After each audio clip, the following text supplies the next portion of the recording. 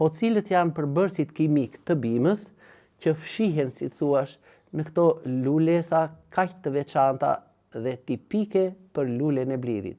Për atë që me të vërtet edhe tavolina tashmë është aromatizuar, sikur ne këtu kemi hapur kavanozat me mjalt.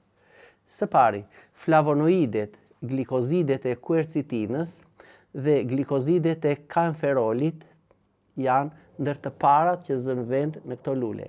Taninet, ato vetit, komponentët që janë me veti rrudhëse, janë të dytat. Mucilagjet janë zbutësit të cilat mund t'i ndihmojnë organizmit, sidomos në sistemin e tretjes, ose në ato raste kur ne kemi të bëjmë me ndonjë inflamacion në zorë. Acidet aromatike, acidet kafeike, klorogjenike dhe galike i japin, si thua, veçantin dhe atë fortësinë e saj si aromë. Ndër acidet organike të tjera mund të përmendim acidin malik, tartarik dhe acetik. Pra, shpon që në largësi, në distancë, në brendësi të këtyre luleve, ndodhen edhe vajrat esenciale. Ndërsa, në brendësi të trupit të blirit është një element i veçantë, kambiumi. Çfarë vetish ka ky për organizmin e njeriut?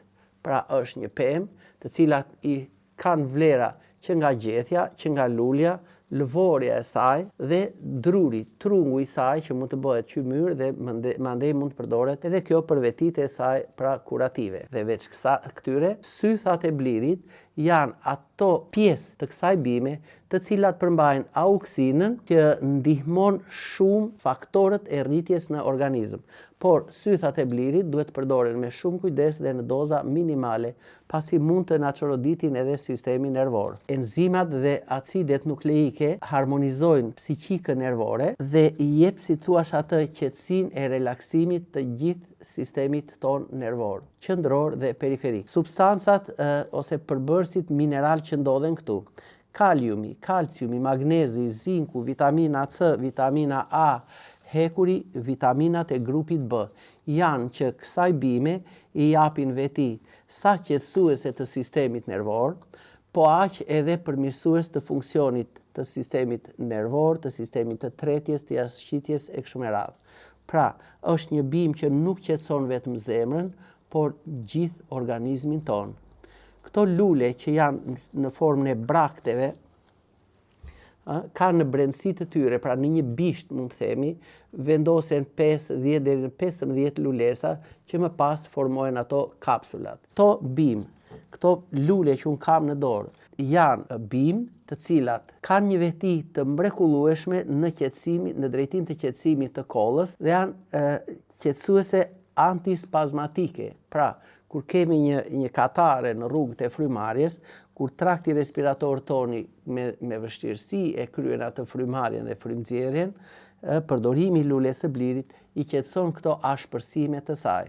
Zbut, hollon dhe ndihmon në zbrazjen dhe largimin e sekrecioneve nga mushkrit. Pra, këto sekrecione të cilat tek shumë njerëz bëhen si të forta dhe është vështirë që ato të dalin, sikur kjo krijon një zbutje të tyre dhe ato pastaj me një kollë lehtësisht dalin jashtë. Qetëson kollën dhe një diaforik, si thuash, nxit djersitjen e trupit. Është një relaksues i sistemit nervor. Lëvorja e bimës, në brendësi të cilës ndodhen tanine të shumta, ndihmon në përmirësimin e funksioneve të mëlçisë, ndërsa kambiumi ka veti diuretike, nxit djersitjen dhe ul temperaturat e larta. Pra, në gjitha rastet e temperaturave të larta, lulen e blirit përdoreni dhe do të keni efikasitet shumë të lartë. Duke qenë një bimë plot me ato mikroelementet që unë përmenda dhe vitaminat, është një bimë koleretike dhe kolagoge që nxit prodhimin dhe daljen e tëmthit, pikimin e tëmthit, pra në drejtim të largimit të bilës dhe të pastrimit të duktuseve të rrugëve biliare.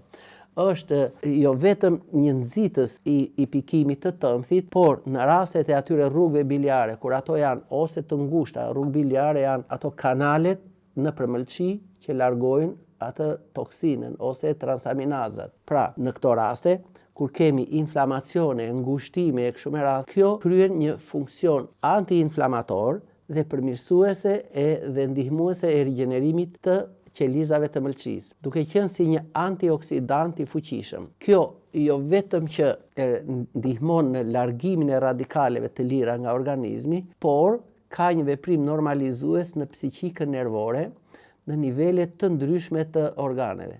Së fundi, për përdorim të jashtëm, ka një veprim zbutës, dekongestik dhe rifreskues në lëkurë. Pra, në të gjitha rastet e një irritimi, të një djegje nga dielli, të një djegje nga ndonjë ujë i nxehtë e kështu me radhë, mund të përdoret nëse e kemi pranë lulen e blirit si një çaj për shplarjen e saj dhe kjo është ndihmuese në rigjenerimin e saj. Sëmundjet katarale, respiratore, të mushkërisë, bronkiti, ftohja, gripi, ethe e të tjera janë një grup i madh sëmundjesh që e përdorin me shumë efikasitet lulen e blirit. Por, le të shikojmë, këtu mbi tavolinë, unë kam dy grupime të veçanta, që njëra është lulja e blirit të bardhë dhe tjetra është bliri i kuq. Ku dallojnë nga njëra tjetra? Thjesht fare. Ne mund të shikojmë për shembull madhësinë e gjetheve. Bliri i bardhë ka gjethe në formë zemre të zmadhuar dhe poshtë saj varen këto lulesat. Ja, tamam si kandil të ndezur që lëshojnë aromë. Ndërsa në dorën e djathtë kam blirin e kuq, i cili në raport me gjethen e blirit të bardhë. Bima e blirit të kuq, gjethen e ka shumë herë më të vogël. Në pjesën e mbrapme, bliri i kuq është më i zbardhur, ndërsa nervaturat pothuajse i kanë që të dyja njësoj. Në drejtim të madhësisë së luleve, bliri i bardhë, lulet i ka shumë herë më të mëdhaja, e bliri i kuq i ka më të vogla. Ja. Po ku dallojnë këto nga njëra tjetra? Sigurisht nga përbërësit kimik, fitokimikatet që ndodhen në brendësi të këtyre lulesave që unë kam në dorë.